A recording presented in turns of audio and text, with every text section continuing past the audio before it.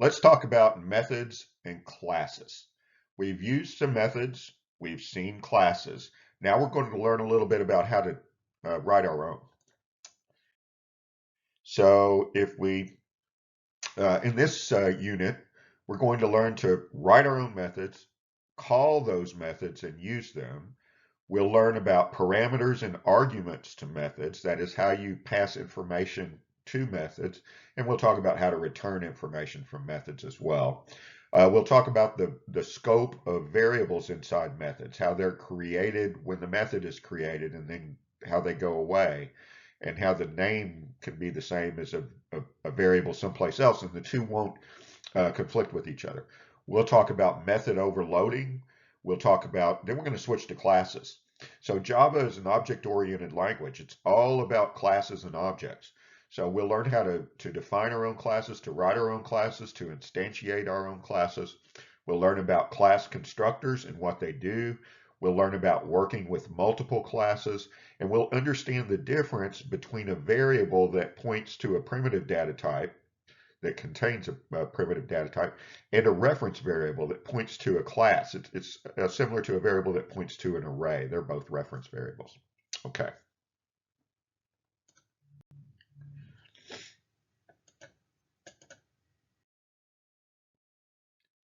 So as always, this lecture is a general overview of the chapters.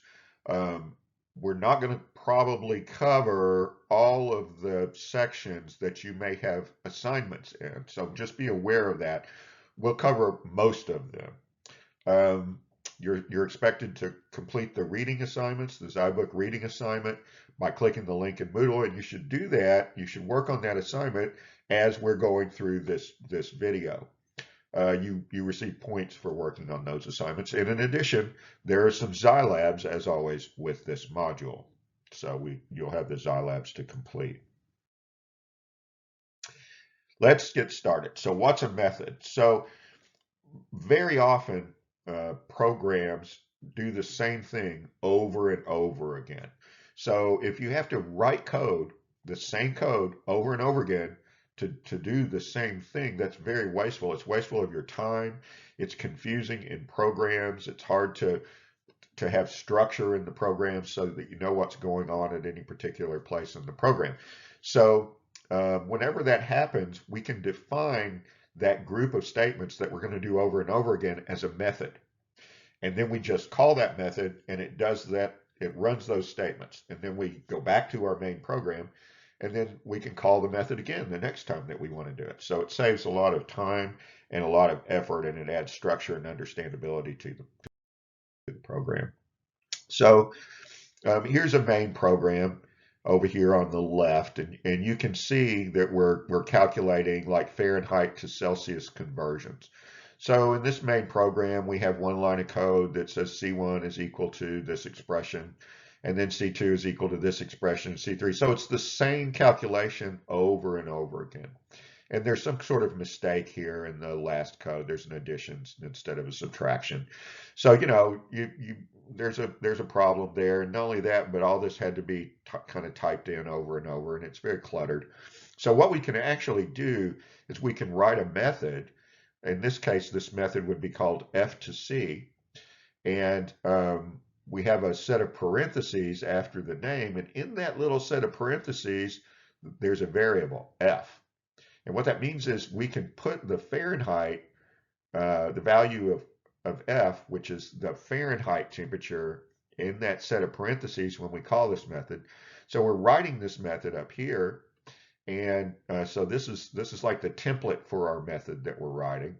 And you can see the code inside the method. C equals the F minus 32 times 5 divided by 9. So it's 5/9 times F minus 32. And then it returns the result of this calculation. It returns the variable C. So we write this method. Now down here in our main program, we can call the method. So if you know, C1 equals, and then we call this method. All we do is write the name of the method and the Fahrenheit temperature we're passing to it.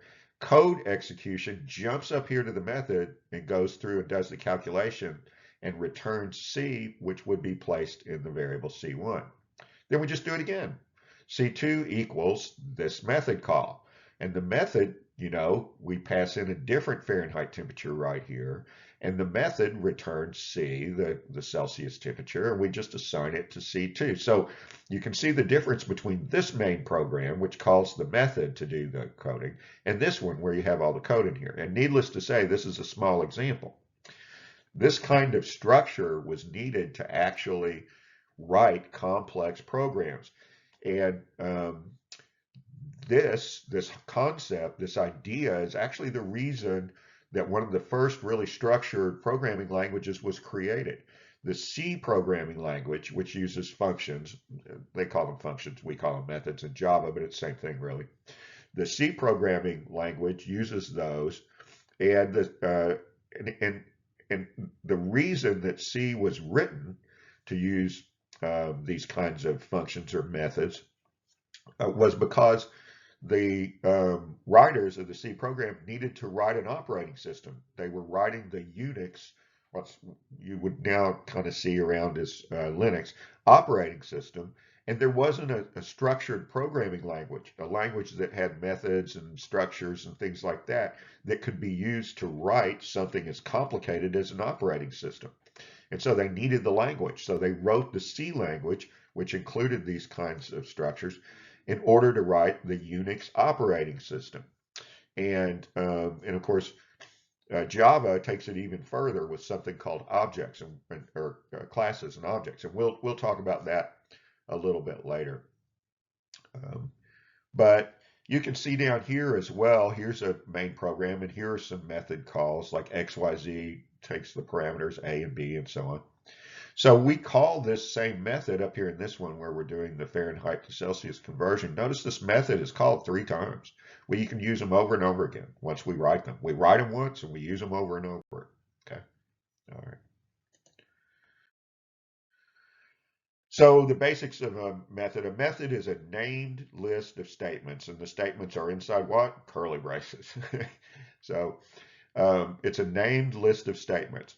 The definition consists of the method name and a block of statements. So for example, here's this method, calc pizza area. So I guess we're going to calculate the enclosed area of a circular pizza. So you would have the name of the method followed by some parentheses. There's always going to be a set of parentheses following the name. That's one of the ways we know, well, that's how we know it's a method, really. And then inside these curly braces, you're going to have the statements, the Java statements that are executed when the method is called. And you'll also see to the left some things. This data type just to the left of the method name is the return type. So if the method is going to return a value back, return an answer back, that's the data type that's going to come back from it, and you have to define that, okay? And then this is a public method, so any class can see and use this method, and it's also static, and we're not going to talk about that right this minute. So a method call is an invocation of the method's name. So we define the method, we write all the statements in it and everything, and then when we use it, we call it. So when we call a method, we put arguments in to the parameter list, whatever we've defined there, and then we call the method. So the method name can be any valid identifier. It can be anything that you would think of as you could use as a, for example, as a variable name. You can't use reserved words and things like that. So the method's name can be a valid identifier, and this block or list of statements in the method body that gets executed when the method is called, that's the block, the method body. Okay.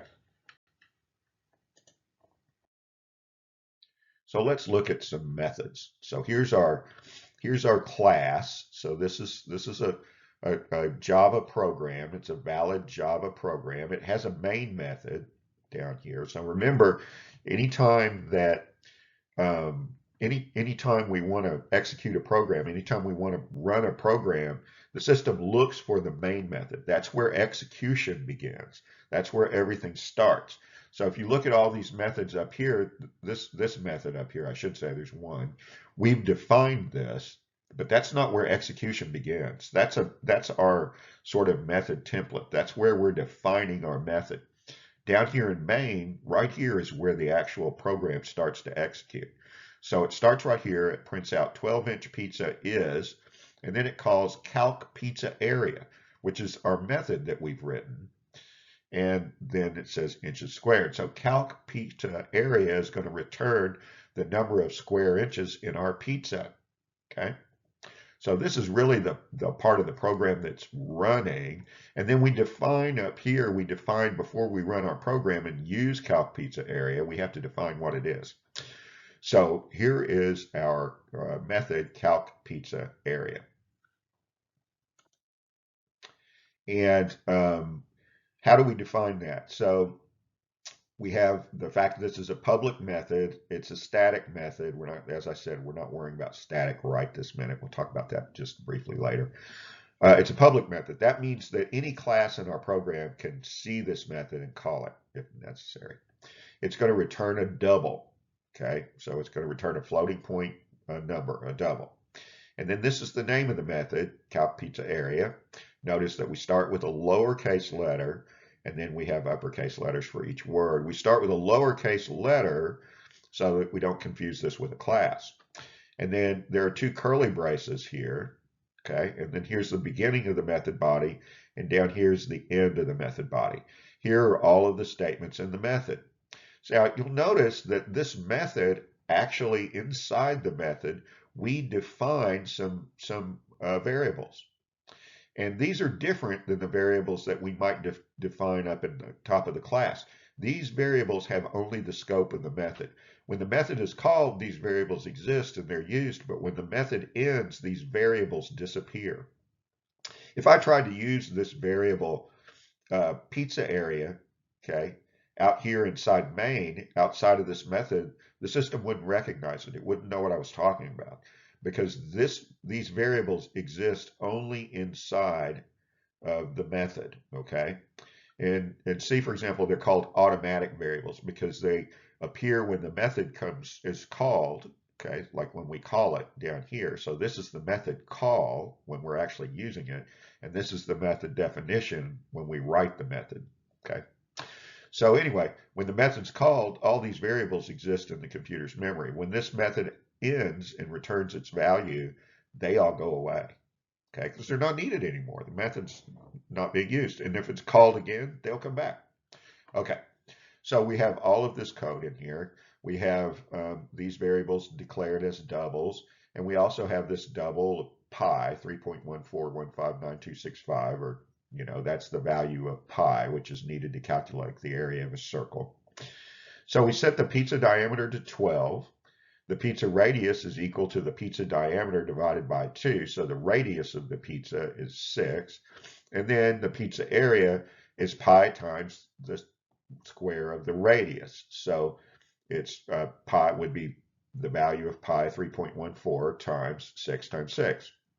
And then that's assigned to pizza area. And then we just return pizza area out of our method. So we've defined our method. This is how our method is going to work. Right? It doesn't take any arguments or parameters. There are no parameters up here in the parameter list inside this set of parentheses. So it just does this calculation. Now, if we were actually writing this, we'd probably want to pass in the pizza diameter or the pizza radius as a parameter. So we can, when we call this, it's not always a 12-inch pizza, right? But this is just for just an example. Okay. And when we call main, what happens? Well, we print 12-inch pizza is, and then here's the calc pizza area method call. So execution jumps from main up here and runs all this code, returning the pizza area in the place of where the call was. So you can kind of think of it as the result or the return value of this method appearing right here.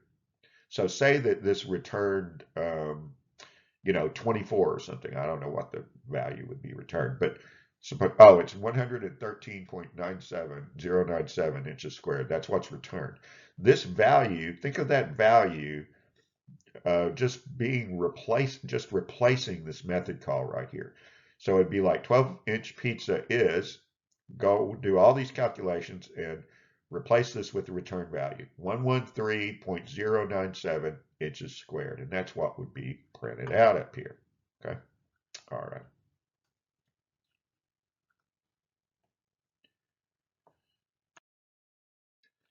So as I mentioned, methods can return values. They don't have to, but a method can return a value. Sometimes methods just do things like print something out. That doesn't actually return a value, something from a calculation or return a string. It just would print something or, something like that. But methods also can return values, and they do that using a return statement. So here's a class, public class square computation. So we have a class we're writing called square computation. And here's a method that we write. So this method is compute square, and it's going to return an int. Okay. It also takes a parameter, an integer number to square. So we would pass in some number that we want to square, and compute square is going to return the square of the number that we pass in here in between these parentheses. So here's the return keyword. Okay, and then this is the value that we're going to return, and we have to return an integer value. So we're multiplying these two integers, num to square times num to square. Where are these integers defined? Well, gosh, they're defined right here in the parameter list, int num to square, right? So there's the data type and the variable name. So we've defined it right here in the parameter list, and that's the parameter that's going to be passed into this method. Now, this declaration of a variable, okay, this variable where we defined and typed this variable right here, this counts as a method variable. This variable belongs to the method. It's only seen inside the method. Okay. Now down here, and then the method returns num to square times num to square. So it's going to return the square of the number that we pass in. So how do we call it? We call it and use it right down here in main. So here's our main method where execution begins. And then we declare an integer num squared. And then we say num squared equals compute square, and we pass in the value 7. Okay. So how does this work? Well, let me tell you how it works. So when this is called, when we reach this point in the code and the method is called, this 7 right here is copied into this variable, num to square. And then num to square times num to square, that's multiplied, 7 times 7, that's 49. So that will be returned by the method. 49 will come back and basically replace this method call right here with the number 49. And then so num squared will be assigned the value 49 after this is executed. Okay, so that's how we pass things to methods, and this is how it's returned from the method. We use the return keyword, and then we can just print out num squared right there. Okay.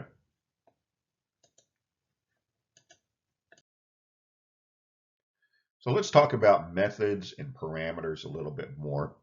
So we have this method. We saw it before. We saw calc pizza area, but it didn't have any parameters. It was defined without anything in between the parentheses there. So this method, calc pizza area, as we know, returns a double. It calculates the area of a pizza. But previously, without the parameters down inside the method here, we just defined the radius, the diameter of the pizza as 12 and the radius as 6. But what if we have a different size pizza and we want to calculate the area? We need to be able to pass in a parameter to our method right here. So this is how we do that. This is how you put an input to the method. And as you'll see later, you're not limited to just one. You can have a whole list of inputs when you call this method. But for now, we'll just do one because it's easier to kind of see and understand. So when we write this method, okay, we declare any variables here in the parameter list that we're going to want to pass in when we call the method. Okay, when we define this when we're actually doing the writing of our method, okay, this is called a parameter. And it's because we're defining it. You know, it's something, it's some value that's going to be passed into the method calc pizza area when we call it. When we call the method down here, calc pizza area, we put an actual value in there to replace this parameter. When we call it and use it, we pass that value in. That's actually called an argument. Now you'll hear programmers kind of using those interchangeably sometimes, but parameter or argument, when you call it, it's technically an argument. When you're defining it, it's a parameter. Okay, so you can write this method. Any parameters you're going to need, any information you're going to need to pass to the method, you put in your parameter list. And then when you call it, you have to make sure that you put the values in the correct order. Okay. So a method actually is defined by its name and its parameter list and its return type. And you have to make sure that the parameters data types are in the right order or it's considered a completely different method. Okay. Okay. So this class, pizza volume, has a method calc pizza volume. And calc pizza volume has two parameters. Okay, so you'll notice it has a double pizza diameter, a comma, and a double pizza height, both inside these parentheses. Now this one takes two. And we've just defined these variables, pizza diameter and pizza height, in our parameter list. When we call and use this method down here, we have to make sure that these parameters are called, that these are in the correct order. And you know, notice these are both doubles, but you could have a double, a string, an integer, any kind of variable that you want being passed into this method. So, but when they're called, you need to make sure that they're in order. If for example, if I had a double here and a string here, and then I called it with a double and a double, that would cause an error, a compile error. And it'd say, no, no, no, there is no method called calc pizza volume that's double double, right? If I had a string there and defined it with a string, it would just say, hey, that doesn't exist. I don't know, because the parameter list, the data types in the parameter list define the method as well as its name, as far as the compiler is concerned. All right. So we have this method and we're writing it. And well, I'm going to calculate the volume, so I'm going to need the diameter and I'm going to need the height. So I write those in there, and then I write my code to calculate the volume. And I calculate the radius, pizza diameter divided by 2, and then pizza area is the pi times the radius, pi times the radius squared, and then the volume is the area times the height of the pizza. So that calculates the volume, and then I just return pizza volume, which is what I'm looking for down here in my main. So I print out, you know, a 12 by 0.3 inch pizza is, and then the pizza volume inches cubed, right? So it says square inches, it's a volume, so it's inches cubed. And that would, I guess, tell us basically how much dough we need to use and toppings per pizza or something like that. I don't know why you'd want to calculate the volume of a pizza, but if you ever do, this is how you do it. Okay.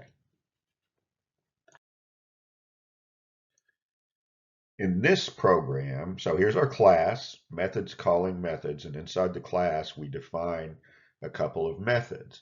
And the first method that we define up here is a new one. It's calc circle area, and it takes the diameter of a circle and it returns the area of a circle. So it's very similar to the pizza area method. It's got basically the same code, but we're calling it calc circle area because it's actually, that's what it does. It's just calculating the area of a circle. And then we have this second method down here, new one, pizza calories, which takes the pizza diameter as a parameter. And then it knows the calories per square inch. We coded that in as 16.7 calories per square inch for a pizza. And so this calculates the total calories in the pizza. So it would be 16.7 by the number of square inches in the pizza, right? And how do we get the number of square inches? Well, we call calc circle area. So we need to know the number of square inches on our pizza. We can call this method up here to do that calculation. So let's look at this line right here, okay? So we have calc circle area. we put in the diameter and multiply that times the calories per square inch. So you'll notice we're inside this method pizza calories, okay? And we would pass in the diameter, and then this method, pizza calories, takes that diameter and passes it to calc circle area to get the area, okay? So let's go down here to main. Notice main's a method too. So main is just the method that's first called when the program starts. So the system calls main, and then down here in this line of code, we print 12-inch pizza has um, uh, this many pizza calories, and then that's placed in here and printed out. So the pizza calories, we call pizza calories our method right here, and we pass in 12 because that's the diameter of our pizza. It's a 12-inch pizza. So we pass in 12 right there. Code execution jumps up here. This 12 is copied into the variable pizza diameter and passed into to this method. Okay. And then the method uses the diameter and it returns the total calories, okay, from that.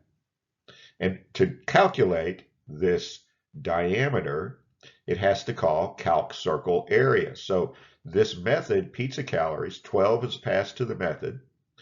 Pizza calories then calls calc circle area, passing 12. Execution passes to calc circle area. 12 is copied into circle diameter. The calculations are done and the circle area is returned. That area takes the place of the method call right here inside pizza calories.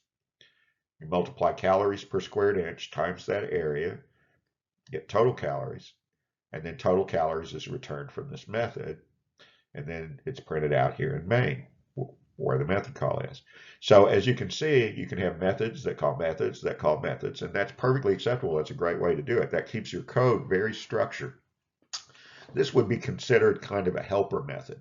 So calc circle area is a method that you would use anytime you want to calculate the area in any of your other methods. And it keeps you, again, from just repeating all this code in every single method where you're calculating the area, because you only have to put it once. You put this code block once inside a method, and then whenever you want to calculate an area inside something, you just call your method to do that.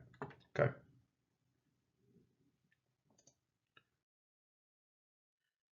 Some methods don't return anything. And a good example of that is like a print method. So it's just a method that prints something to the screen. It doesn't return a value. So if we look over here in main, okay, we're going to print some word. Okay, so we're going to print a word. Assume all that word is defined and everything. So we're just going to print greatest and then word. So we go to our print method, and the print method takes, print greatest method takes word as a parameter, and it's going to print the greatest, and then whatever the word is, and then on earth. Okay, and of course it's show. So if you type in show, it would print the greatest show on earth. If you type in song for word right here, if you input song, it would print, the greatest song on earth. But the idea here is that this method doesn't return anything. There's no return keyword. It just does something. It prints something out. So you have to kind of think about the difference there. So this method has no return type. And you'll notice right here, instead of double or integer or something like that, it says void. Void means it doesn't return anything and there's no return keyword. You must have a return type of some sort. So if it doesn't return anything, you have to use the void keyword.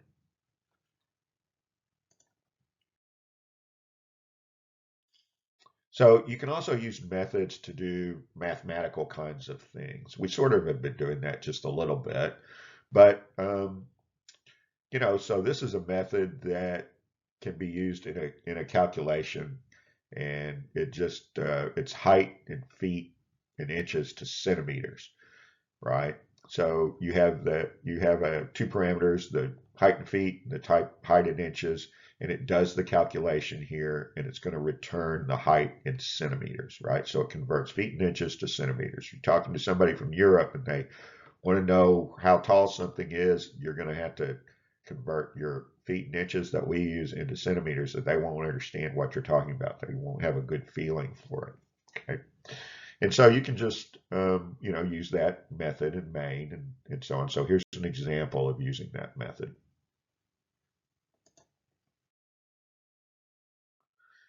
Now we're going to skip a couple of sections here, and sometimes I mention this just because we're skipping multiple, but if we skip one here and there, I may not mention it in some of the lectures. In this case, I am. So remember to work through section 7.5 and 7.6, even though we aren't explicitly covering them here. You should be able to do that. It shouldn't be an issue. And of course, anytime you really get stuck on something, feel free to call your instructor. The idea is you try first. You work as hard on it as you can first. Don't beat yourself up and run out of time on something so that you're going to be really, you're getting really scared that you're going to be late with stuff. But, give it a good try. Try to understand it. And then talk to your instructor, and your instructor will probably kind of help you a little bit to get you headed in the right direction and then let you work on it some more. The idea being that you learn to solve these problems on your own. That's really the goal. Instructors are here to help you, guide you in that struggle to learn. And it is a struggle. It's a struggle to solve these problems, to figure it out, and so forth. But that's actually where the learning occurs. So that little bit of pain is where you learn. You're working through. It's how you learn to work through problems and solve them on your own. Because when you get out there in the world, there is no instructor. So you have to kind of figure things out on your own. That's what you're paid for. Computer engineering, software engineering, computer science, they're problem solving skill sets. They hire you to solve the problems, not to write code explicitly, but to solve problems by writing code. Okay. So if you can't solve the problems, they don't really need you. They want somebody else. Okay. So that's our job. So work on some of these things a little bit on your own, and you shouldn't really have too much trouble with these sections. They're not too hard. Okay. When businesses and programmers create programs, they have to test those programs to make sure that they work correctly. And one of the ways of doing that is called unit testing. And so basically what you do is you write another program that calls your methods.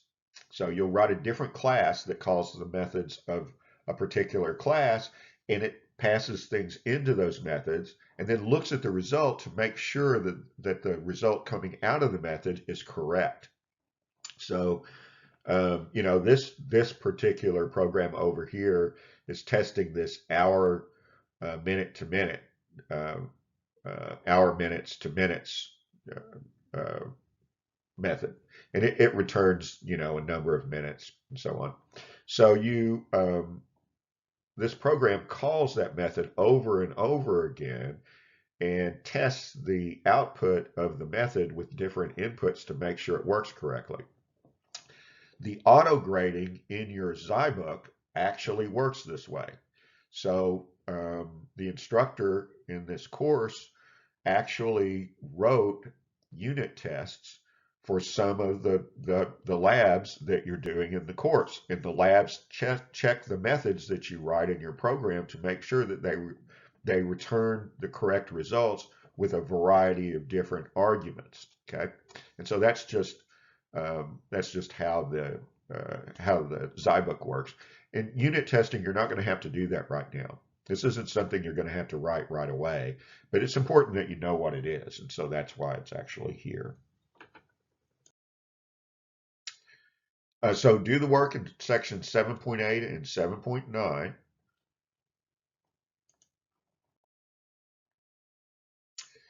And let's talk a little bit about array parameters. So arrays are different than,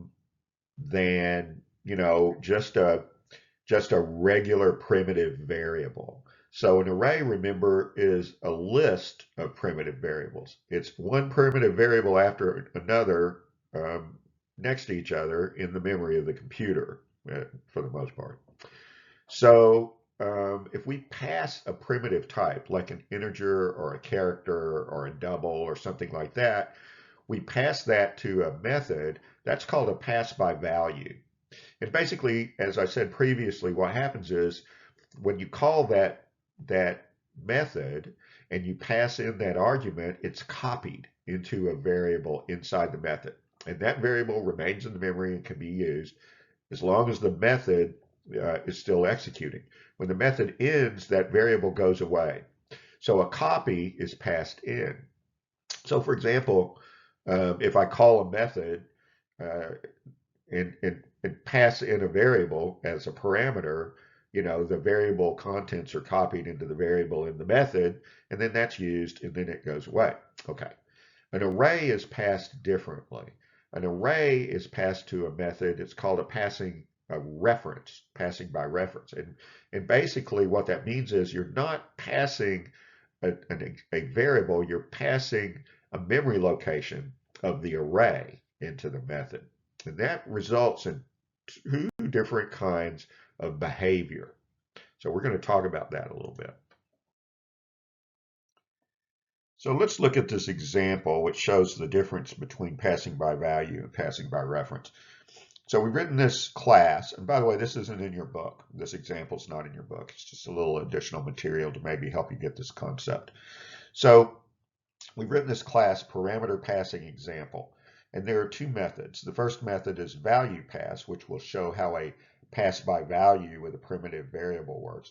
And the second method is it's called reference pass, and it will show you how a pass by reference of an array works. So let's go down here in main, and here we declare an array, my array of integers, 3 integers. And then here's a variable declaration, a primitive data type, x, it's just an integer, okay? One integer, x equals 0. And then just for a little review, here's a for loop, and this for loop iterates the array and puts 0 in all of the 3 array items, 1, 0, 1, and 2, right? Okay, so the array is filled with zeros.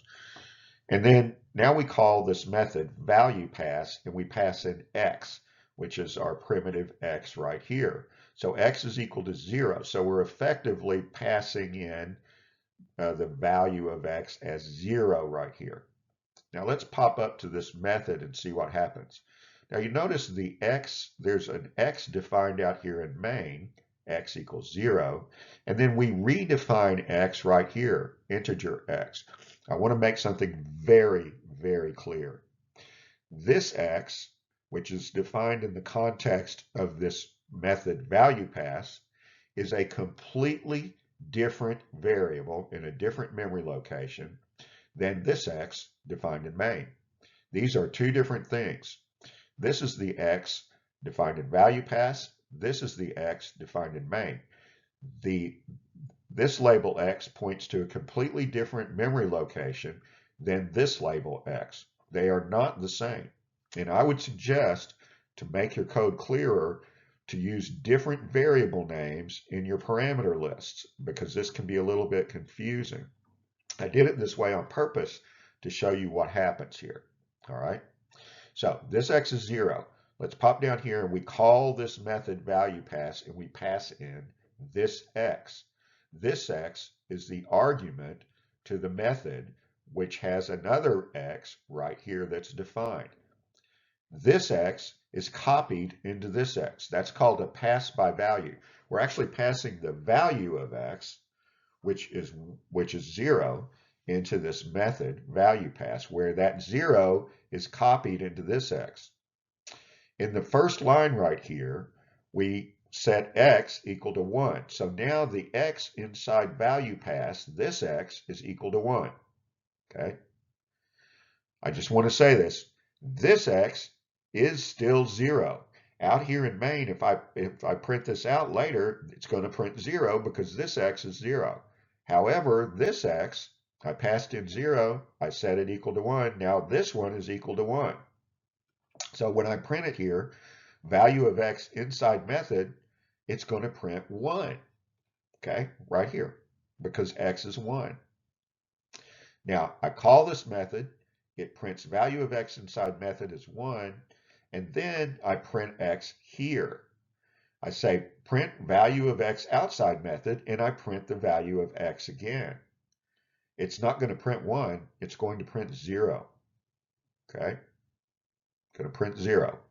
Because the value of this x is still 0, no matter what we do inside here, because we passed a copy. It's a copy. Anytime you pass a primitive variable into a method like this, it makes a copy. Doesn't matter whether the variable name is the same or different, it makes a copy. Pass by value. All right. Now let's look at this array. Okay. So I created this array and I put all zeros in it.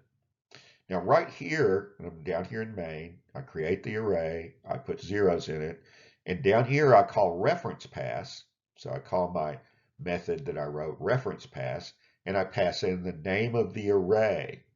Now the name of an array is actually a reference to the start of the array in memory. That's different than a primitive value.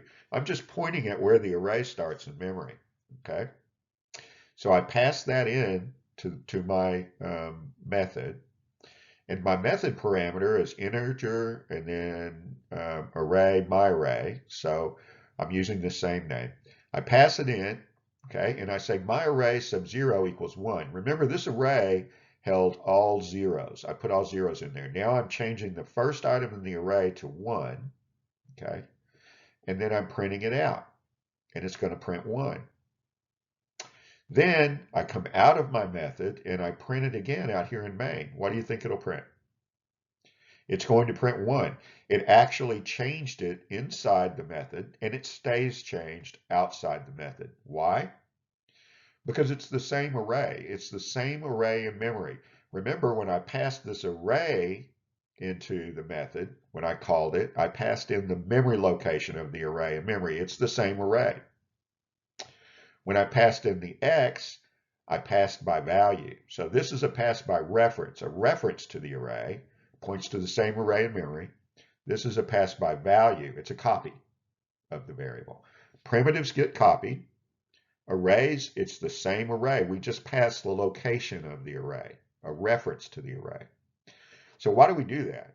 Well, if we passed an array by value, say you had a million items and you kept passing it to methods. So every time you passed it to a method, you'd have to copy a million items. It would make your code run really slow. So in the case of arrays, we pass by reference. And in the case of objects in general, we pass by reference. In the case of primitive values, we make a copy because it's a low, it's a low overhead operation. And the primitive value, is a copy inside the method, and then that copy goes away when the method is completed. Okay, so that's kind of a hard thing to wrap your head around when you first start, but as you do it more and more often, you'll get the idea. But that's the idea, passing by value, passing by reference. This figure shows the same concept in a little bit different way. So in this case, say we have a memory location 9005 and it has 42 in it. When we make a call by value to a method, that value 42 is copied and it's put in a different spot in memory. Now it's also in 6002, that memory location. Okay. When we pass an array, that's not what happens. So in this case, the array is in user vals is in 7001, and we call it and pass it to a method. What we're passing is the 7001, the location of the array. And you can see a picture of that right here. 7001 is the memory location that the first item in the array is in. Okay, and that's how we manipulate arrays. So basically, the way an array works, it's really pretty simple. We know that the array is full of, say, integers, and they're 32 bits each.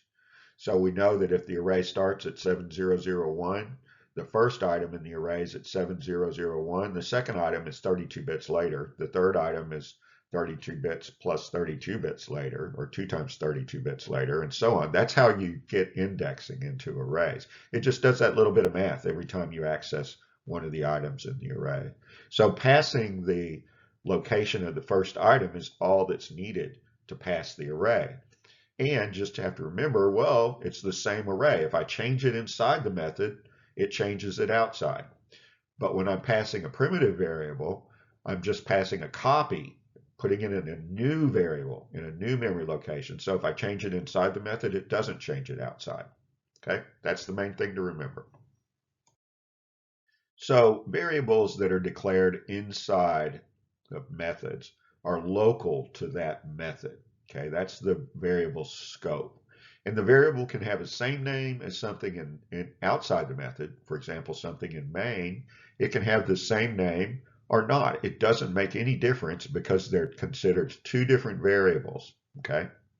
Now, a variable that's declared at the top of a class, like these variables up here, okay, in this class height converter, these variables can be seen by anything inside the class, right? So these things can be used inside a method, they can be used inside main, they can be used anywhere in the class. The ones that are declared in main can't be used anywhere but main, and the ones that are declared inside of a method can only be used in the method. Okay, so that's how that works.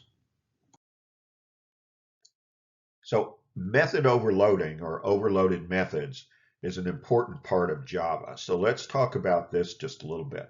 We have a couple of methods here. We have this method print date right here. Okay, this is the class's print dater. The method print date right here. This method has three parameters.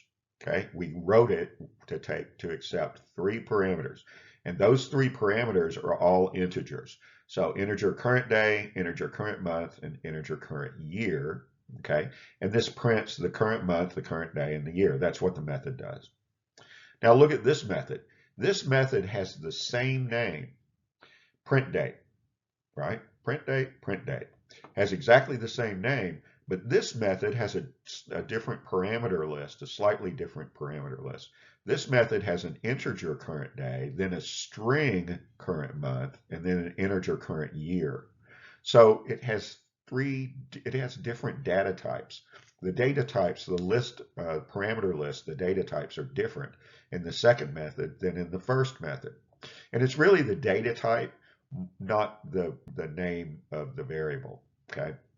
So as far as the system is concerned, this is print date int, and this is print date int string int, and they are two different methods.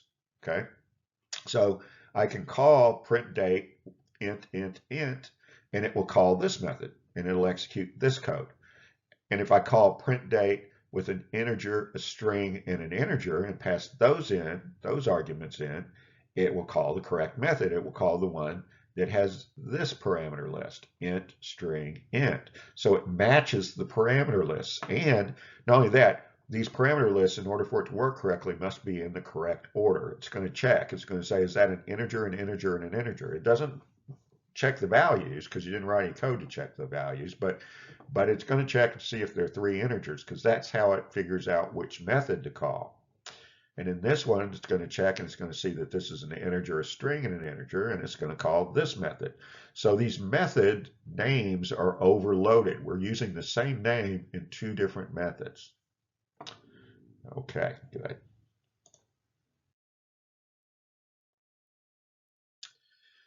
You can also use scanner and pass the scanner into a method. You know, you can create the scanner once and then you can pass it to a method. And then the method can use the scanner. So you pass it in as a parameter, just like you do any other variable, right? So here's our down here in main, we create this scanner, SCNR is our reference to the scanner object, right? It's actually a reference variable. Now you know what that is. And we're passing that to the get pizza calories method so that we can use the same scanner object to have the user type things in. So we don't define the scanner object, redefine it in every method. We only define it once and we use the same scanner to input data into our program. Okay? All right.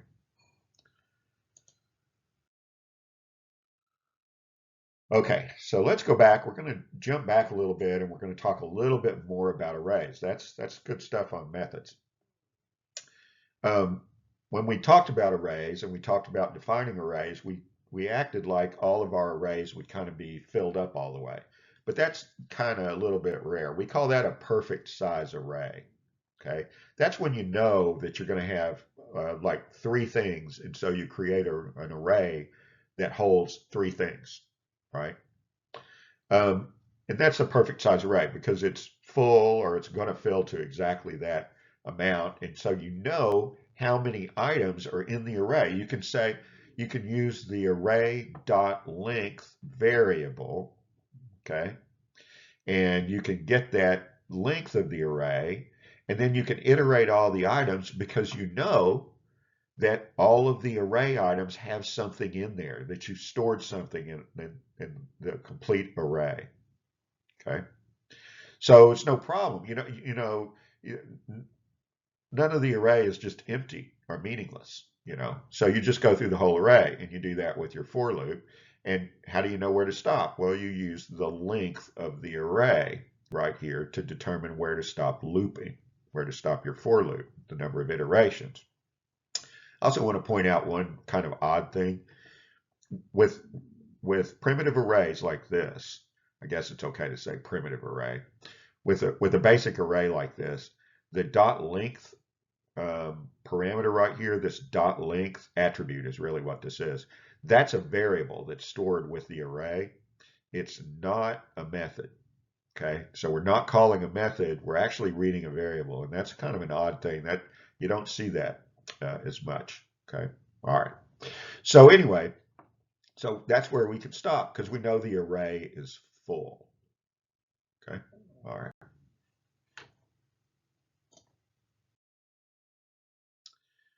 So you can return an array from a method.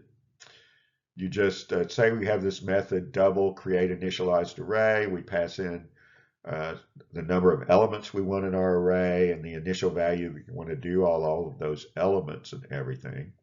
And then after we fill the array, we can just return the name of the array. And actually,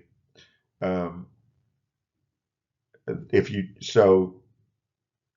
if you return that and you return the name of the array, remember you can only return one value. So you can't return another value that tells you how many items are in the array. So it's important just to kind of remember that. But that's how you would manage an array in a method. It's pretty straightforward. Now, let's talk about something that happens all the time, and that is an oversize array. So very often when you declare an array, and you're going to use an array in your program, what you want to do is declare the array of a size that's the maximum number of items that you might store in that array. So let's say that you had a school, and the maximum number of students that the school could take would be 1,000, right? So you would create an array that was capable of holding 1,000 elements, 1,000 student objects, 1,000 student classes. And that would be your maximum, so you just declare the array that size. That's one way of doing things. But your school may not have 1,000 students. It may only have 500 students at this point. So only half of the array is going to be filled. So basically, what this means is that you have to declare another variable that tells you how many elements are actually in the array, and you have to keep track of that because that's how you know how many elements to read or write or whatever if you want to access those elements in the array. So you have to store an integer showing how many elements are in the array, or maybe sometimes you would have an integer that stores, the topmost index of the element, the index of the last element in the array. Okay, so in addition to our array right here, int sales transactions equals new int capable of holding 1,000 items in this array. Then we have another variable, sales transactions size. We set that equal to 0, but that will keep count of the transactions so we know how much of this array is actually filled up. In this program, we have a shopping list that can hold up to 5 items. So if you look, you can see here where the shopping list array has been declared as type string. So it's going to hold 5 strings. It can hold 5 of them there. And then we declare this other variable, shopping list size, which will actually hold the number of items in the list because we may not have 5 items in the list. So here we add the first element to the shopping list. So shopping list shopping list size, okay, equals milk. Now, why are we using shopping list size right there? Well, shopping list size is 0. So that's going to point to the first array slot, the first slot in the array where we can store something.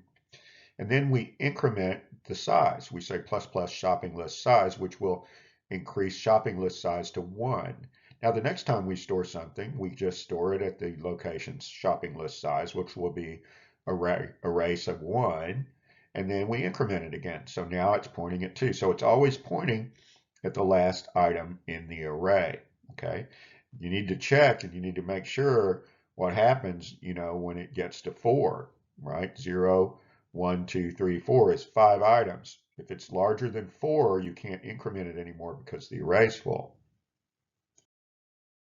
When you pass an oversized array to a method, you have to pass in the name of the array.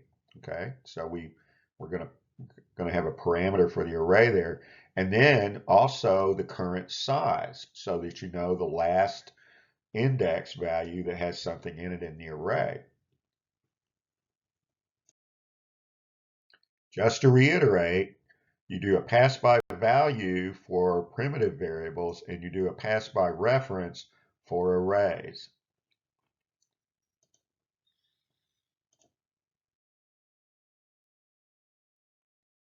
So here's another example of how an array uh, doesn't change outside when you change an array inside a method, it does change outside the method. And a primitive variable, when you change it inside the method, it doesn't change outside. Okay, so just another example of that, and you're free to go through and look at that. Students get confused about this a lot, so that's why it's kind of in here in a couple of places.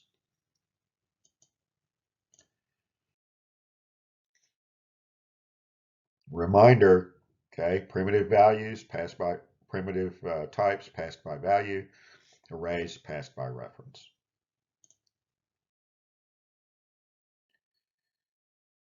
Okay, so there's a kind of documentation that can be used in your programs called Java docs. And we really don't require this a lot in programs in CS130, but as you begin to work on projects and things and use Eclipse more in CS131, then you'll be required to use Java docs. And the way that Java docs work, you can see the opening part of the comment and the closing part of the comment. So /* starts a comment, and * ends the comment. So that's a multi-line comment right there. And then Java docs, you put a star in front of each line, and the @ symbol is used for these little tags in Java docs. So @author defines who wrote the code. So in your code, that would be your name. And you can use a version tag if you choose to that has the version of the software. Then before a method, you can write about what the method does. So this particular method, double eBay fee, takes the sell price and so on. It returns fees charged by eBay.com, giving the selling price of fixed price books, movies, etc. So this tells what this method does, and then you'll notice these tags @param. That's for @parameter. It tells what a particular parameter does in the parameter list. So sell price is the item's selling price. So @param sell price is the item's selling price. @return tells what the return value represents, what it does. A double representing the imposed fees. So that's what's returned by this method. And then you can also point to, some document or something somewhere @c and then a URL. Okay, so that's generally speaking how Java docs work, and these tags allow Java docs, the program, it's actually also a program, to create a document that documents your program. Okay.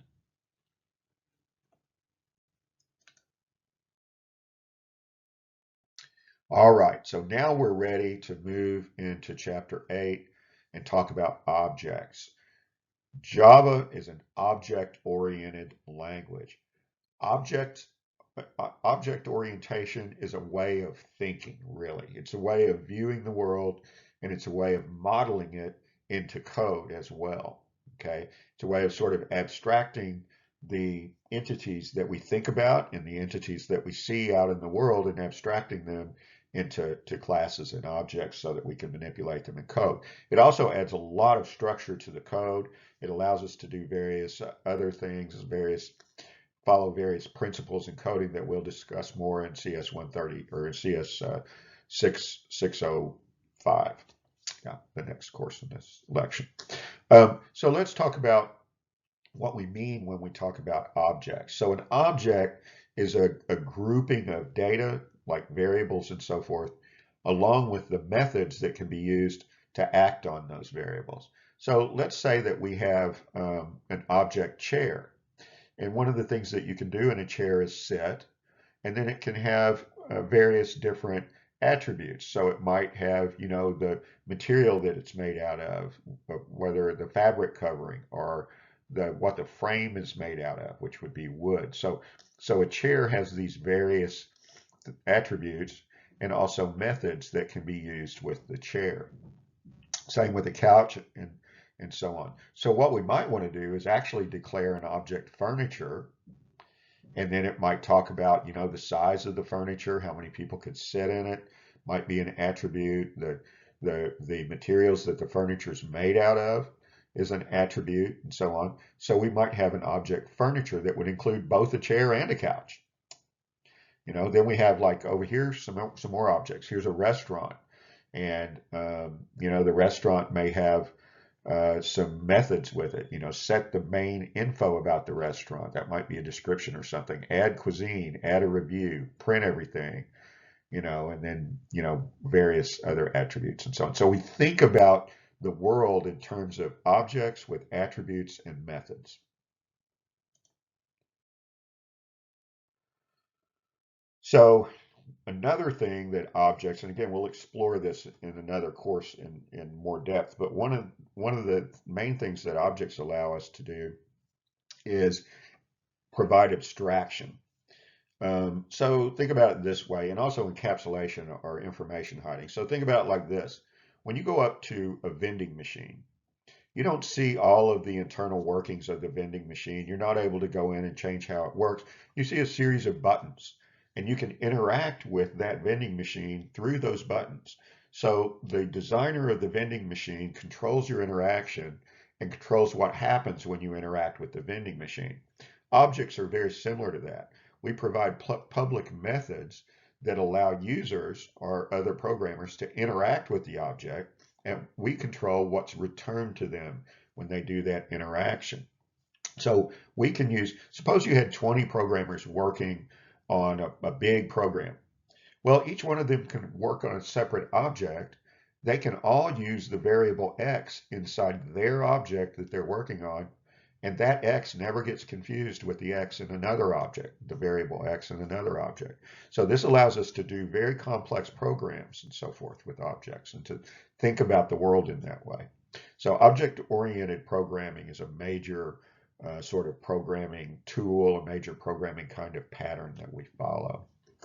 And then another sort of related, I guess, idea at this point is this idea of the data type.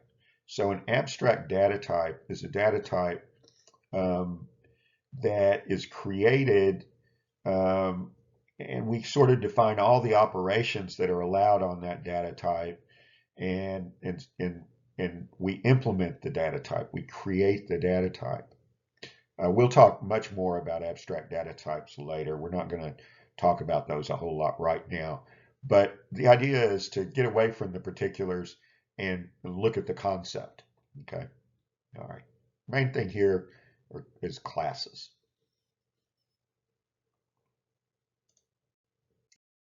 And objects. So here's a class.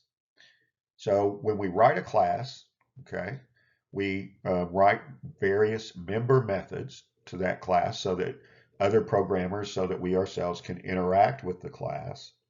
And we might have various variables or attributes in the class as well as various methods and so forth. One of the main kinds of methods that we need are public member methods. So here's a class. This is a public class restaurant. And that public means that it can be seen by any other code inside the program. We can see the class restaurant. And then we're going to create a public method. So this public keyword means that this method can be called from anywhere in your code, including in another class. Okay. So if this was private, this method could only be called inside the class restaurant. It could only be seen inside the class restaurant. But since it's public, if I have another class in the program, it can also call this.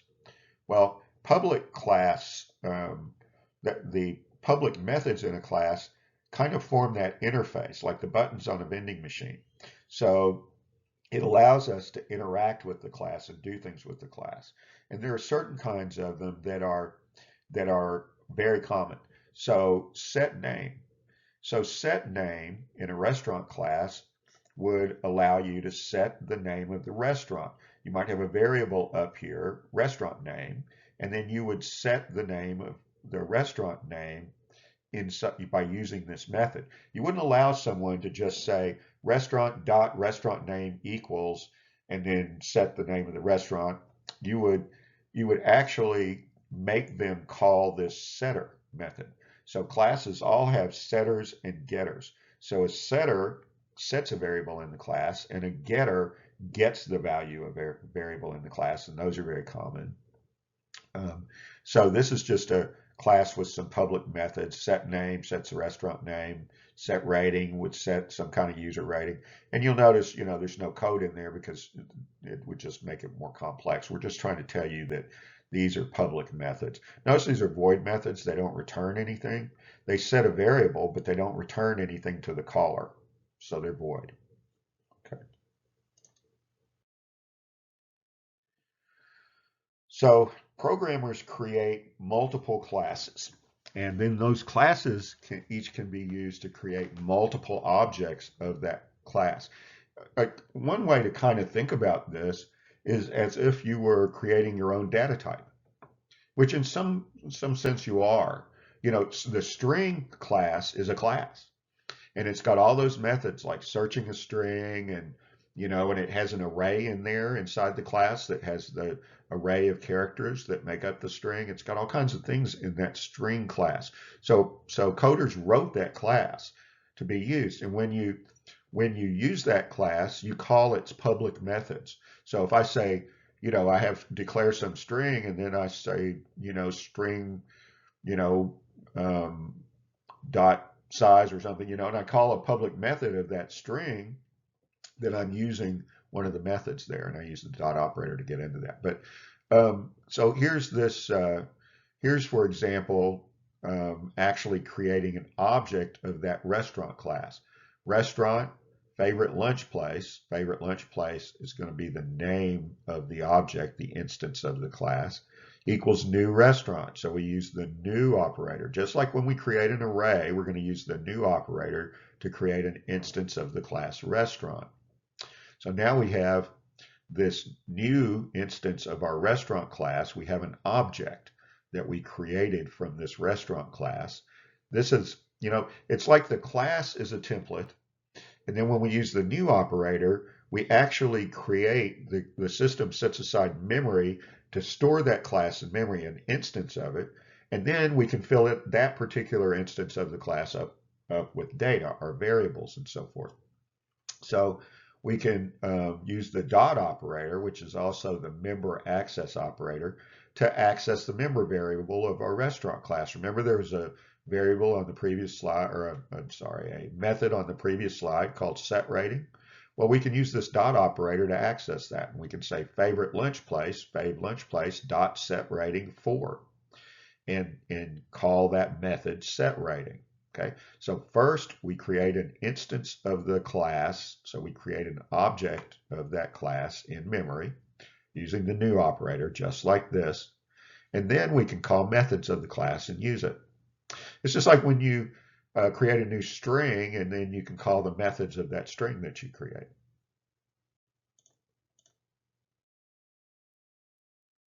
So let's look at this class and use it. So we have restaurant favorite lunch place equals new restaurant. Restaurant favorite dinner place equals new restaurant. So here are two different instances, two objects of the restaurant class. So both of these things point at objects in memory that have all of the variables and methods of the restaurant class. Okay, so we can say favorite lunch place, set name, Central Deli. Favorite lunch place, set rating 4. Favorite dinner place, set name, Friends Cafe. Favorite dinner place, set rating 5. These are both sitting in memory. They're both instances of the restaurant class, and they're two different objects created from that same class.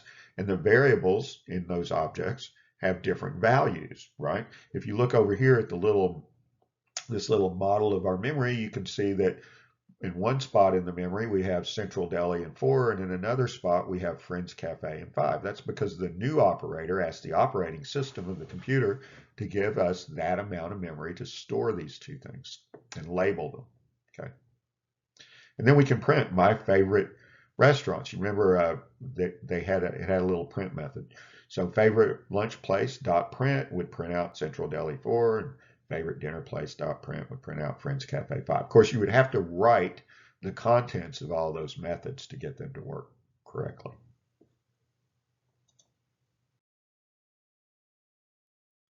So how do we define a class? Well, the first thing that we need to do is name it. And we need to, so this is a public class restaurant. So this class can be used, anywhere in the program. You can define an instance of this class restaurant. And then it has a couple of attributes. These are fields, class level fields. So they'll be able to be seen anywhere in any of the methods in the class because they're right at the top up here of the class. And you'll notice that these variables, name and rating, string name. So name is a string, that's the restaurant name, and rating is a restaurant rating, and it's an integer. But you'll notice that both of them have this private field right here. These are private field variables. And what that means is that only in the class can these variables be used because they're private. If they were public, they can be used anywhere. We don't generally have class variables that are public. And the reason is you don't want other parts of your program directly changing these. Well, how do you change them? We call the setters to change them, the mutator methods. So set name is a method that is called when you want to change the name right here. That prevents a lot of side effects in code. So anytime a variable in the class is going to be changed by another part of the program, you have to write a setter to allow it to be done. And also you might write a getter like get name, which would return the restaurant name. And then set rating, and you might want to write get rating, which would just return the rating. Okay, so those are the kinds of methods you're going to be writing a little bit. And here's a print method. Okay. And then down here you can see the main code. So this is where the code's executing. And you say restaurant favorite lunch place equals new restaurant. So you create an instance of a restaurant called favorite lunch place. And then here's what you can't do. You can't say favorite lunch place dot rating equals 5. Why is that? Because rating is a private variable, and that's what we want our variables to be. This is not accidental. We don't want people doing this. We want them to set the rating by calling set rating. Instead of saying favorite lunch place dot rating equals 5, you would say favorite lunch place dot set rating, and you would pass in 5 as the rating, and you would let this setter method change the rating. Okay.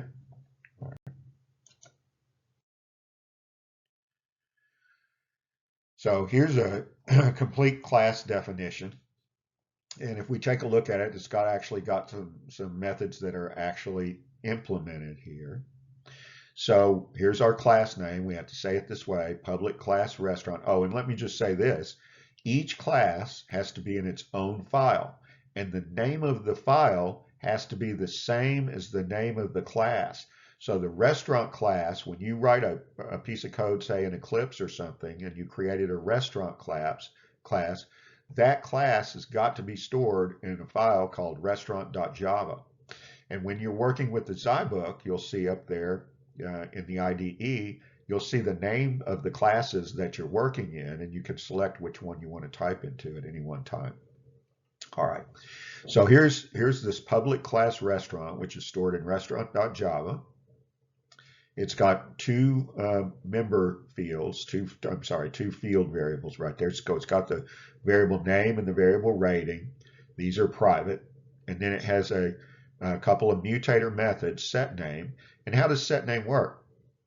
Well, it takes a parameter restaurant name and it just says name equals restaurant name. So whatever's passed into this method when it's called, the name field of the class is set to what's passed in. That's all this method does. It just sets the name variable up here to what's passed in the parameter list. Okay. Set rating is the same thing. It sets the rating of this private variable with whatever's passed into that method. Okay. And then the print method just prints out the name of the class, name variable, plus, and notice you can print it, you just can't set it from outside the class. Name variable plus some dashes plus the rating, whatever's in the rating variable. So it prints name plus dash dash plus rating. And then over here we have our main class that contains main. So this program has two classes.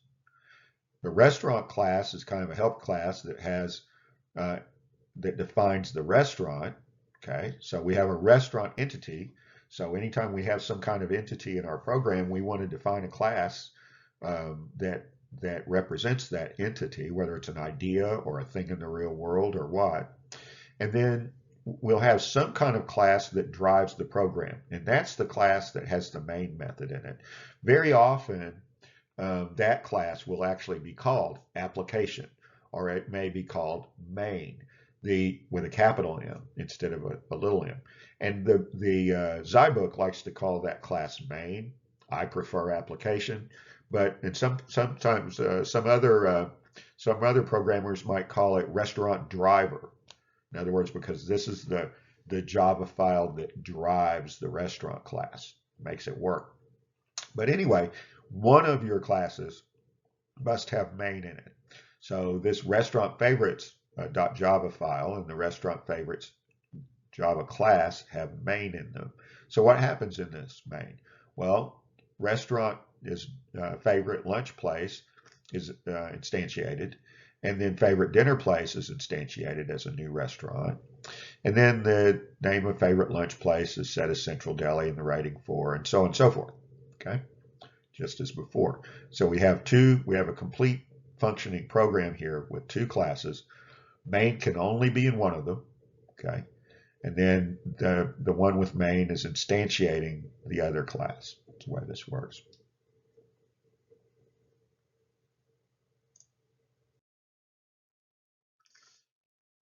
All right, let's talk about constructors. When you create an instance of a class, you'll notice that here's the new keyword down here in main. So restaurant favorite lunch place equals new restaurant. And this is the name of the class, restaurant, but you'll notice that there is an open parentheses and a closed parentheses right here. This looks like a method name, only it's got a capital R. So what is that all about? Well, it actually is a method, but it's a special kind of method. It's a method called a constructor. And what happens is when the new keyword is used to create that class and set aside the memory for it, it also calls the class constructor. As soon as the class new object is placed in memory, the constructor is called. And that constructor very often initializes various variables and does setup work in the class. So you have the option, and actually it's a requirement because if you don't do it, Java will do it for you, to write a constructor for the class. Okay, so let's go back up and look at our restaurant class. So here we have the restaurant class. We have private string name, private string rating, and then here's this method right here, the very first method, and it says public restaurant. So this method has the same name as the class. In fact, it must have the same name. Okay. That's how we know it's a constructor, and so we have a capital R in the same name of the class, okay? So this is the restaurant, one of the possible restaurant constructors. This is a particular restaurant constructor that has no arguments. Now let's look inside the body of this constructor. It says name equals no name, rating equals -1. So what's it doing? Well, it's setting initial values of these variables, these class variables.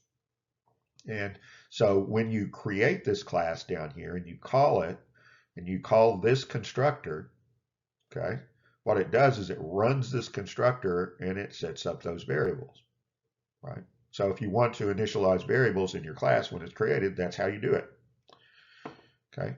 And then then this goes on and it prints favorite lunch place, and it sets the name, sets the rating, goes on and does things with the class. But the idea there is this is a constructor that you've written for this class. You should always write the constructor. Constructors have no return type and they're public. So public, no return type, same name as the class, open parentheses, closing parentheses. Can they have parameters? Absolutely. And also constructors can be overloaded and you can have more than one of them. Okay. All right.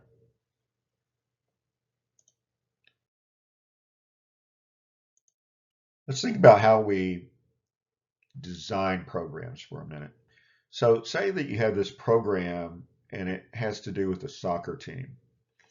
Well, a soccer team has like a coach and maybe an assistant coach, and it has a bunch of players. Maybe it's got a home field, all the things about a soccer team.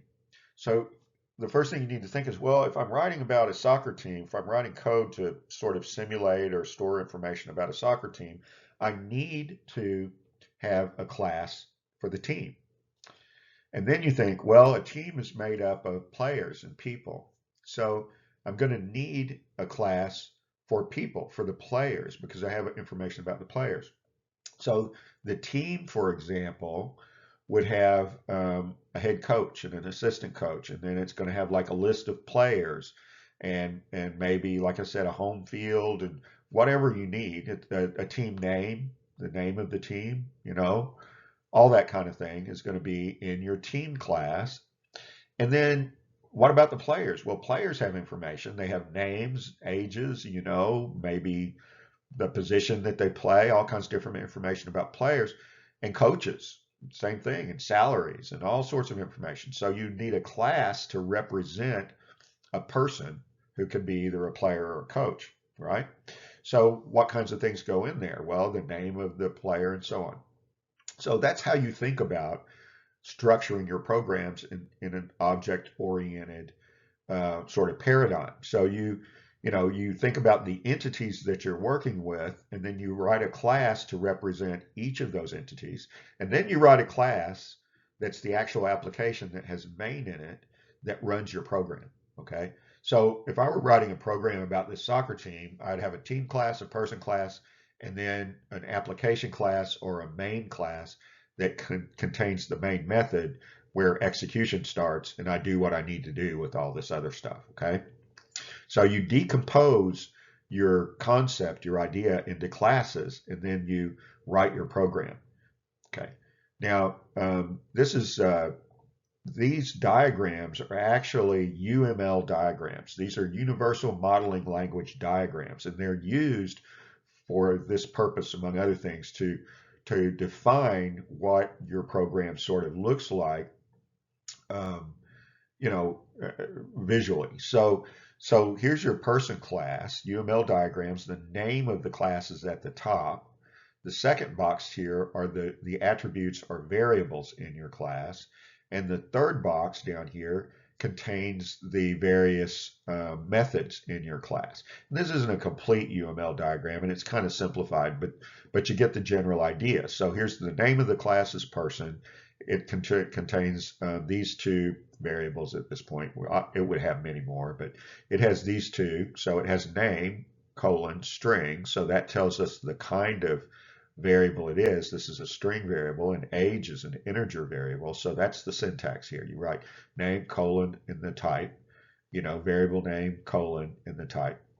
And then down here we have getters and setters, and this says get set name. So that's a getter method to get the name, and a setter method to set the name, and then the same for age, and then we have a method print. Now you'll also see these little pluses and minuses, okay? The pluses mean public. So these methods are all public. They can be called from any place in the code. These variables are private. They have a minus in front of them. They can't be manipulated anywhere in the code. You know, they're anywhere else in the code except inside this class. They're private variables, okay?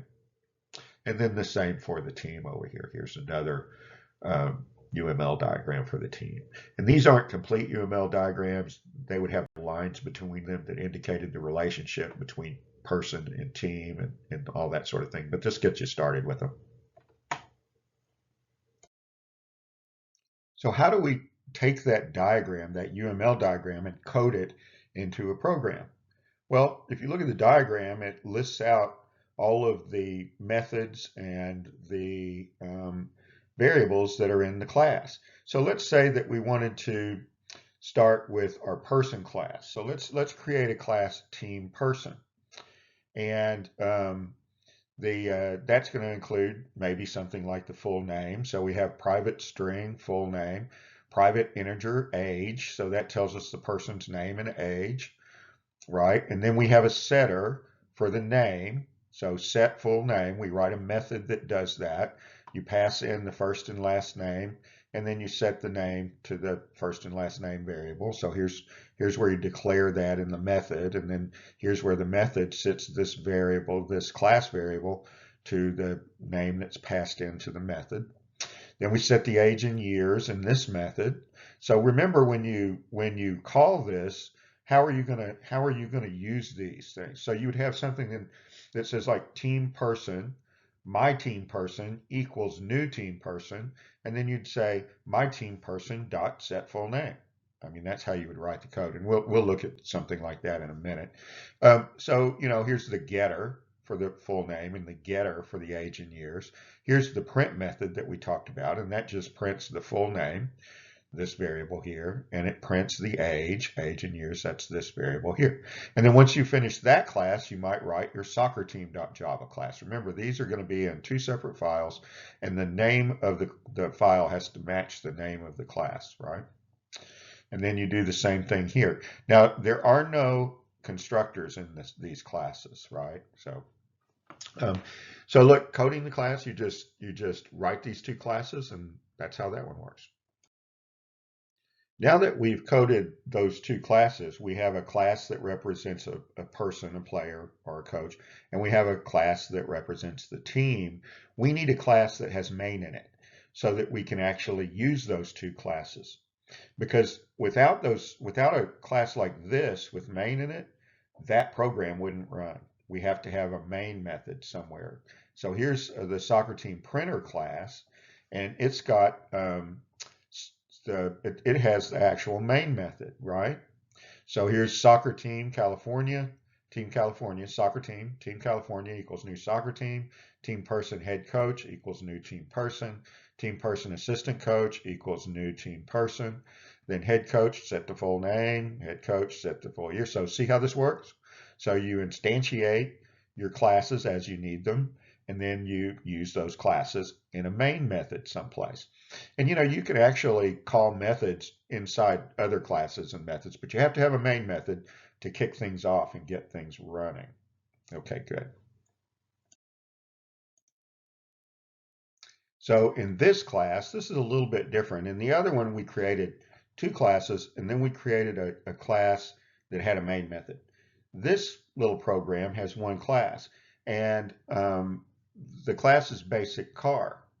And so it's got the miles driven, and it's got this constructor, public basic car, and the constructor sets the miles driven to 0, okay?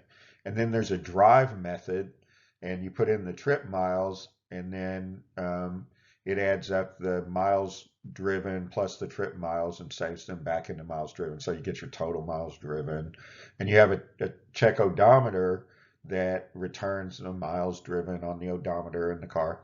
So, it's a little tiny car simulator. But the thing is, notice it has a main method down here. Whenever you use this class, in order to use this class, you need to actually instantiate it. So inside main, you say basic car, red Corvette equals new basic car, Ford Mustang equals new basic car. So you have two objects of type basic car, okay? And then you can drive them and pass in the mileage and call your drive method and pass in the miles and so forth, okay? All right. So let's look at this program. This is a really simple program. All it does is it has a class pretty printer. And the class pretty printer has a couple of constructors, okay? And then it's got a method print text, and then it's got a set text and get text method, okay? So let's look at how we use that. So we also have this class application. So the application class is the class that actually instantiates the printer and prints something. So that's kind of the structure of programs. You'll have some sort of application class or main class that has a main method in it, and you'll use that main method to drive the rest of your program. And this is just a little simple thing that shows that. So let's look inside the main method of the application class. This is where your execution of the program would begin. And so what's it going to do? Well, it says pretty printer, a printer equals new pretty printer. So it instantiates a pretty printer and calls it a printer. Okay. Now look here. So over here on the right, it says pretty printer, hello everyone. And it's got this is the constructor. Okay. If you look at your pretty printer class down here, there are two constructors. There's a sort of a default constructor right here that takes no arguments and sets the text equal to nothing. And then there's a constructor that takes a string as an argument and sets the text variable up here in the pretty printer class to whatever's passed into this constructor. And that's what's happening here, okay? So when we call this pretty printer constructor, we pass in this text, hello everyone. So the constructor that gets called is this one, public pretty printer string t, because we're passing in a string. So it calls this constructor and it sets the text in the pretty printer class to hello everyone. And then in the next line of code up here, what do? We call a printer dot print text. So here's the print text method. And how does that work? It prints this line of asterisks, then it prints the text, contents of the text variable, and another line of asterisks. I'm having trouble with that. So it just prints out the text. And what text does it print? The text that we passed in the constructor, the text in this text variable, right? Systemout.println text right there. Okay. And then there's a set text and a get text method. Those two methods we didn't use. Okay. These little arrows are because it wouldn't fit. So it's just the code goes like this, and down like this. Okay, so that's kind of the structure. You'll have a few classes, and you have an application class that starts everything off and runs those classes in the main method.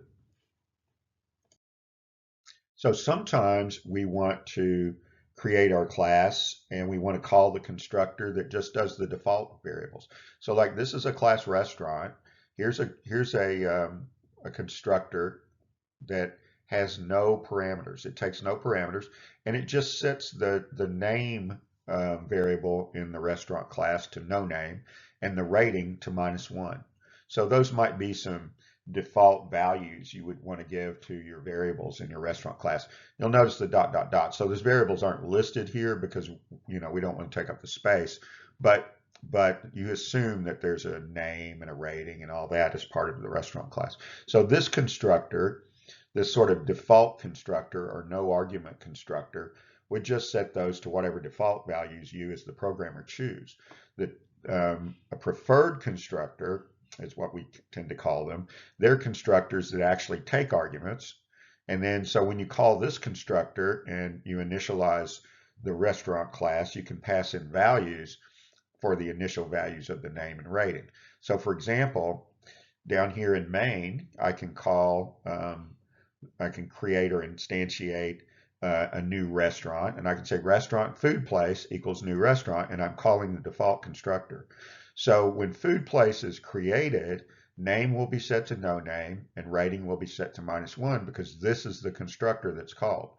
Notice it's restaurant with no parameters. Restaurant with no parameters. That's the one it'll be called. Then when I create this other restaurant, restaurant coffee place equals new restaurant, and I pass in a string, Joe's, and the number 5, it calls this constructor, this preferred constructor, public restaurant string init name and initial rating. So it's going to set the initial name to Joe's and the initial rating to 5, right? So coffee place will have is called Joe's, and the initial rating will be 5. Okay. So if you don't write a constructor at all, the program will create a default constructor with no arguments. So like if I just don't write any constructor, then a default constructor will be created. That default constructor, which has no arguments, does nothing. It doesn't initialize any variables, do anything. It just doesn't do anything at all. But it allows the class to be created. Now, if you create a preferred constructor, like this one, where it says restaurant, and then you have a constructor here, here's your restaurant class, and you have the restaurant constructor, and it says restaurant, initial name, initial rating, init name, init rating. If you have that constructor and you create it, then the system will not create a default constructor. That will be the only one, and that will be the only one that you can call. Okay, so if you create a constructor, you must create all the constructors that you want. If you create no constructor, a default constructor will be created for you. You don't actually see it in the code, but it's there. So let's talk again about reference variables. So a reference is a variable type that refers to an object. You can think of the reference as storing the memory address of the object. It's where the object's located in memory. Variables of a class data type and array types are reference variables, right? So if I say the travel time equals new time, hour, minute, so this is a class time HR min, and I'm creating a new variable called travel time, then travel time contains the memory address of the object in memory. That's what it is. And it's a reference to the object. So I can use it to access the object. I can say travel time dot set hour, travel time dot set minutes, travel time dot print time. I can call those methods using the dot operator because this is a reference to the travel time to the time HR minute class. Okay, so that's how we use the dot operator. But what's actually stored in here? It's a reference to it, but what's stored is actually the memory location of the class, the object that you've defined in memory, in the computer's memory. Let's look at this program for just a minute. We have this class, shapesquare.java. So public class shapesquare, and we have some private fields in this class, and one of them is side length. So private double side length is a variable, is a class level variable. It's a variable in the class or a field in the class or an attribute of the class. Those are different ways of saying the same thing. So this is private double side length. And then we have this method down here, set side length. So this is a setter. And sometimes you code things this way, sometimes you don't. But anyway, I want to show you how this works. Public void set side length. It's going to set this side length variable to what you pass in to the setter method, right? So when you call this, you would say, side length dot set side length, and you'd pass in the length of the side. Now look inside the set side length method. It says this dot side length equals side length. What is that all about? Well, here's what happened. So this private field in the shapesquare class is called side length. The programmer also defined a variable side length right here in this method. So there are two different variables called side length. One of them is a private field variable, side length, and the other one is the local variable in this method called side length. How do we distinguish between the two? Well, when this is called and you pass in a value here or another variable here, that value or variable is copied into this side length variable, and then this side length variable is assigned the value of this side length variable. Okay, that's a little confusing. That's why it's always especially when you first start, it's a little easier maybe to just call this variable double SL and this variable side length. That way the two don't have the same name and you don't have to worry about it. But if you say side length here and you say side length here, the way that you can distinguish between the two is this keyword refers to this class. And when you say this dot side length, that refers to this class variable up here. So this dot side length is shape square dot side length. Side length is just the side length inside this method, the set side method, okay? So this refers to this class. This dot side length refers to this class variable, this field of the class. This side length refers to the local variable. Okay, that's how you can tell the difference. Okay, and then notice that that's just a shape square. That's a class that defines a square. A square has four sides of the same length. So to define a square, all you have to do is define the length of one of the sides because all the other four are the same.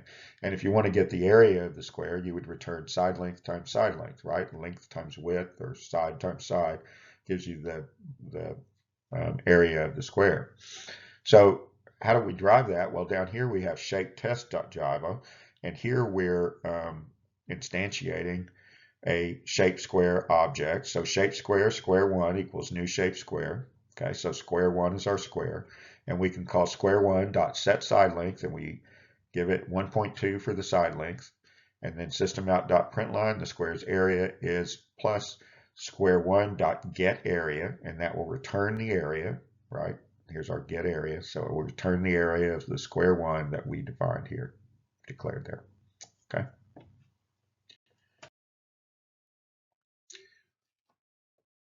As we've kind of indicated, we have primitive types and we have reference types.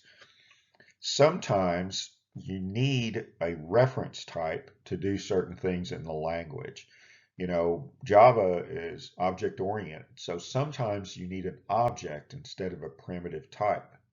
So what can happen is that we can use wrapper classes. Okay, so Java variables are one of two types. A primitive type stores the data for the variable type, so like an int or a double or a char. If I say int num students equals 20, that stores the data 20 directly in a memory location labeled with this name. But a reference variable, this reference doesn't contain the value. It contains a memory location that points to the value, okay? And so a reference type refers to a class or an object, okay? So one of the things that we can do, sometimes we need to have an integer, but we need it to not be a primitive type, we need it to be an object. So we wrap it in an object. And Java provides several reference types that augment the basic primitive types.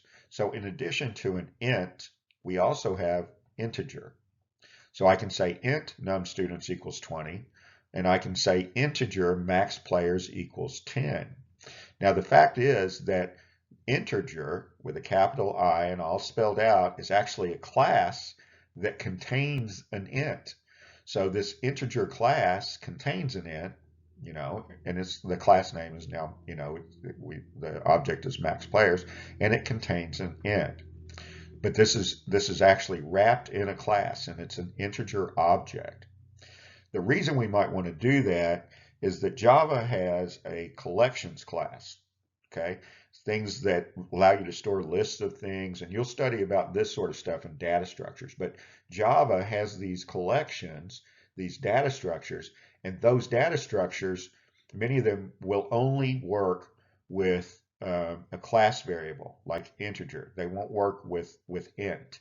So in some cases, you're going to need the wrapper classes, and they also provide different methods. So, you know, the wrapper class has a method for converting, you know, ints to doubles and all kinds of things that a primitive class or a primitive variable can't do. So the class has methods in it. These primitive variables don't. The integer class has methods. The int doesn't. Here are the primitive types. Char has a character wrapper.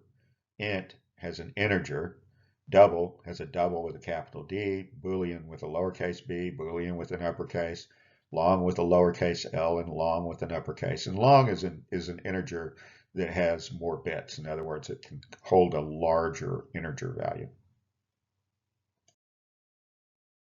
So when we convert a primitive int into the wrapper class integer, we call that auto boxing. We call that boxing. And unboxing is converting the full out integer class back into an int. And auto boxing and unboxing can happen automatically in your code by the way that you write your code.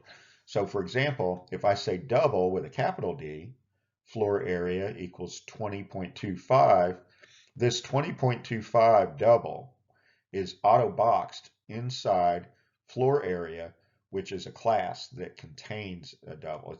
It's the wrapper class, the double class.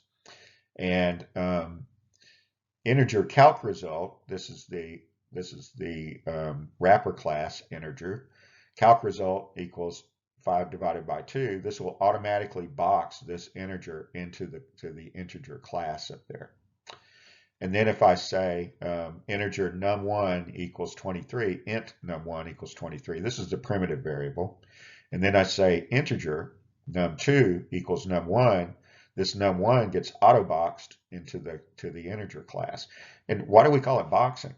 Well, you're actually taking this primitive integer and like putting it in a box, putting it inside the class, like you're putting it in a box. That's why it's called boxing. Okay. And then and so on. So you can also pass them to methods and so on and so forth. The rest of this is relatively self-explanatory. In addition to auto boxing, you can auto unbox. So how does unboxing work? So in this case, we have a double, which is the wrapper version, num1 equals 3.14. And look down here, if we say double, the lowercase d, that's the integer version, equals num1. So double num2 equals num1, and this is the boxed version. This automatically unboxes it, okay, and so forth. Now, the thing to know about this really at this point in your programming is that boxing and unboxing they take computational steps. They're overhead. So if you do it over and over, say in a loop, then you're writing code that's not very efficient. So you need to be aware of when boxing and unboxing is occurring, and don't do it millions of times in your code inside a loop. I mean, it's okay to do it once here and once there because you need to, but if you're doing it over and over again, rethink how your code's written so that you don't have to auto box and unbox each step. And this brings us to array lists. Now, let me just say that sometimes I don't teach array lists in this first course. I just teach arrays. And the reason is that array lists are kind of a shortcut, and you don't understand at this point how they work, and they have a lot of hidden overhead. So in some courses early on, it's best not to use them, and we don't even allow you to use them in some courses because of that overhead. And so, it's something that sometimes we don't introduce. On the other hand, they're very handy for writing code. You just need to be aware that that overhead problem is there, and you need to be aware that sometimes you're not allowed to use them. If it says use an array, that means do not use an array list. So if something explicitly says array, it doesn't mean array list. Okay. All right, so what's an array list? So an array list is a list of objects. It's a way to store a list of objects. And each item in that array list is called an element. To use it, you have to put this import statement at the top of your code, import java.util.ArrayList, okay? And because it's in the utility library in Java, not part of the core language. So how do you declare an array list? So you would say array list, and you'll notice there's this little diamond thing right after the word array list. It's sort of like the brackets after an array, but it's not. It's these little left and right arrow diamonds. In there, you're going to put the data type that the array list is going to store. And you'll notice that it can't be a primitive variable. It has to be primitive data type. It has to be one of the wrapper data types. It has to be a class type. So if you wanted to store a list of integers in your array list, you're going to have to spell out integer with a capital I. And then here's the variable name. So array list of integers vals equals new array list integer. Okay. And then there are the parentheses on the end. Don't forget those because this is a constructor. And then that creates a reference variable vals that refers to this array list object. And this array list can grow in size and shrink and so forth and do some things automatically that you would have to do manually if you were using a plain array. So this basically sets aside and creates an array that will hold integers, but only integer classes, right? It'll hold anything. This one will hold an integer. If you put string in here, it would hold a string. If you wanted to hold the people in your soccer class, you would put a person in here for your person class. So it'll hold any list of objects, okay? And any array will hold any list of objects as well. Array lists can't hold primitive types. They can only hold objects.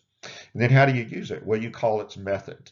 So this is, if you look down at the code right here, we have array list integer vals list equals new array list. So we have this new list of integers called vals list. And if I want to add something to it, I can just add it. I can say vals list dot add, because guess what? Array list is a class, and that class has all kinds of methods. So vals list dot add will add a number to the list, can add another number, can add another number, can set the value of an existing element, right? So val list set 119 sets the second element index 1 to 119. Okay, it's got a set method. So there are a variety of methods. System out print line vals list get 1, that gets the index, the item in the list with the index 1, which would be 119, and it would print 119. Print val list get 1, print 119. Okay. So that's generally speaking how array lists work. So here are some commonly used array list methods. So add, that creates space for and adds an element at the end of the list. Get, that returns the element at the specified location, the index. And indices and array lists, like in arrays, start at 0. Set replaces an element at specific position in the list with the specified element that you want to put there. So set index 4, element 52 would put 52 in index 4. And size returns the number of elements in the list.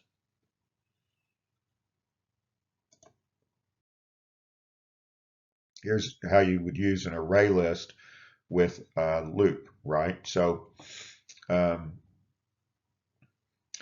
let's look at this one down here. We're going to determine the average value of something, but the important part is the loop part. So for I equals 0, I is less than user nums dot size. User nums is the array list, right? Array list double user nums, so it's an array list of doubles. It says for I equals 0, I less than user nums dot size, I plus plus. So you're going to start with 0 and move one at a time through the items in the list until as long as I is less than the size of the list. That's the number of items in the list. And you're going to do some value equals some value plus user nums dot get I, and that'll give you the first time through, that'll get, this is user nums dot get 0, and that'll return the item at position 0 in the list. And the second time, get 1, return the item in position 1 in the list, and so on and so forth, summing it up into some value. And then you'll just divide by the size and you'll get the average of everything in the list. Let's look at a program that's a little bit more interesting. So first let's look at this class here on the right, the review.java class. So the review class. So this is like a class that would hold a review, like a review of a restaurant or a review of a movie, something along that line. So we have a class that's just for the review, right? And it allows the user, so let's just look at the class. We have a rating variable, and then we have a comment variable. And we initially set the rating to -1 and the comments initialized to no comment. Okay. And then we have a method, public void set rating and comment, and you pass in the rating and you pass in the string, the review comment, which is, a paragraph comment or something that someone might type in. And then we have a getter, get rating, which returns the rating, and a getter, get comment, which returns the comment. So we have a setter and a couple of getters. And that's what the review class is. So it's this class, when instantiated, holds a comment and a rating. And then over here we have another class. This is the review system.java class, or review system class. And it's got the main method. And then it's also got some an array list in it.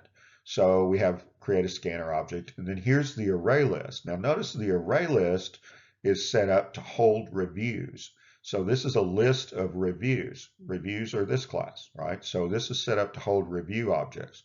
So array list of type review, review list equals new array list type review. So we have this thing called a review list, which is a list of reviews. And then we set a variable review current review. So this is just a reference variable that can point to a review. And then the current rating and the current comment and so on. And then we drop down to our code, print line, type a rating and comments, type -1 to end. So current rating equals scanner.nextInt, and then it gets the rating. And then while the current rating is greater than 0, current review is a new review. The current comment, it scans in the rest of the line to get the comment. And then it sets the rating and comment variable in the current review. And then it adds, here's this little part right here. This current review with the rating and comment in it is added to the review list. So review list.add current review. So that puts this review into the review list, the array list, review list. Okay. And then current rating equals scanner next int, and it gets the next rating and so on. Now,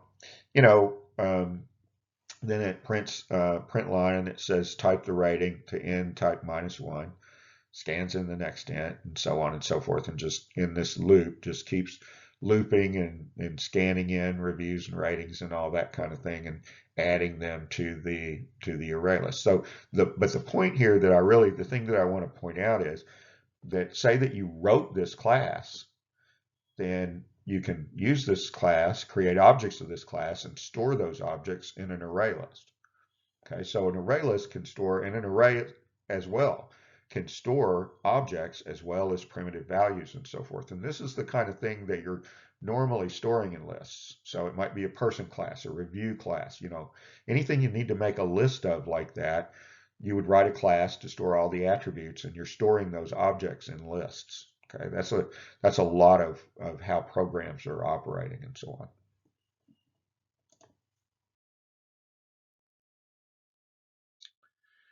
Here's the warning about array lists, right? And I mentioned this a little bit before. Array lists have hidden overhead. If you add an item to an array list that's full, the size of the list is doubled.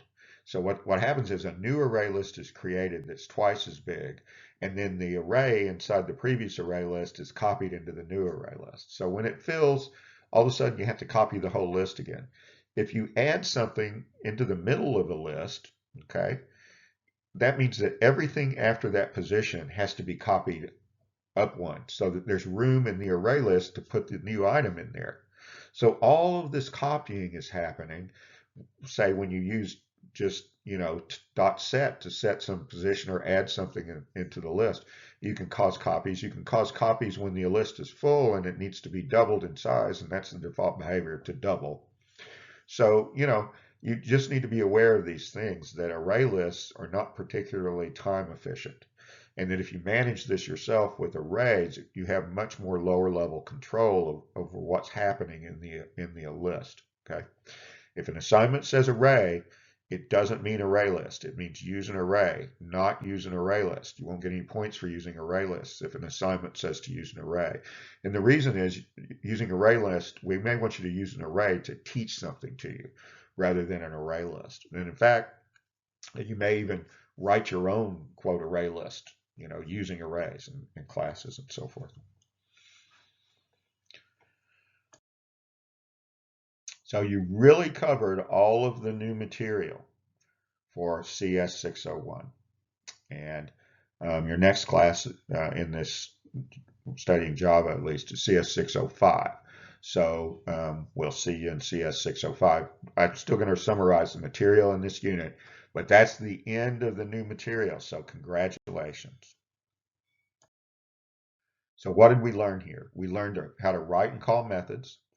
We learned that methods are defined by their name and the parameter list, and the return type has to be correct.